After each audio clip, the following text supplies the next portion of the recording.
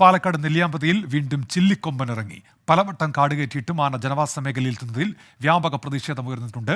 നിഖിൽ പ്രമേഷ് പാലക്കാട് നിന്ന്. നിഖിൽ, ഇപ്പോഴും ജനവാസ മേഖലയിൽ തന്നെയാണോ ചില്ലിക്കൊമ്പൻ? ഇപ്പോൾ കാട് കയറിയിട്ടുണ്ട് ചില്ലിക്കൊമ്പൻ. കഴിഞ്ഞ ഏതാനും ദിവസങ്ങളായി തുടർച്ചയായി നെല്ലിയാമ്പതിയിലെ ജനവാസ മേഖലകളിലേക്ക് കൊമ്പൻ എത്തുന്നുണ്ട്. മറ്റൊരു കാര്യം, ഈ ചില്ലിക്കൊമ്പൻ അതിന്റെ ഒരു പ്രധാനപ്പെട്ട ഘട്ടത്തിലെല്ലാം തന്നെ ഈ നെല്ലിയാമ്പതി മേഖലയിൽ തന്നെയാണ് ഉണ്ടായിരുന്നത്. ആളുകളുടെ വീടുകളുടെ സമീപത്തൂടെയൊക്കെ നിരന്തരം സഞ്ചരിക്കുന്ന ഒരു കൊമ്പനാണ്. ആ ഘട്ടത്തിലൊന്നും നാട്ടുകാർക്ക് ഒരു തരത്തിലുള്ള പരാതിയും ഉണ്ടായിരുന്നില്ല. ഇപ്പോൾ ഈ ചില്ലിക്കൊമ്പന് മദപ്പാടിന്റെ ലക്ഷണം കാണിക്കുന്നുണ്ട് എന്നാണ് നാട്ടുകാർ പറയുന്നത്. അതാണ് അവർക്ക് ഇത്തരത്തിലുള്ള ഒരു ആശങ്ക രൂപപ്പെടാൻ കാരണം. വനംവകുപ്പ് പലവട്ടം കാട് കയറ്റിയിട്ടും ആന വീണ്ടും തിരികെ എത്തുന്നതിലാണ് ഇപ്പോൾ ഒരു ആശങ്ക നിലനിൽക്കുന്നത്. തൊഴിലാളികൾ താമസിക്കുന്ന ലായങ്ങൾക്ക് സമീപം ആന എത്തുന്നതൊക്കെ പതിവാണ്.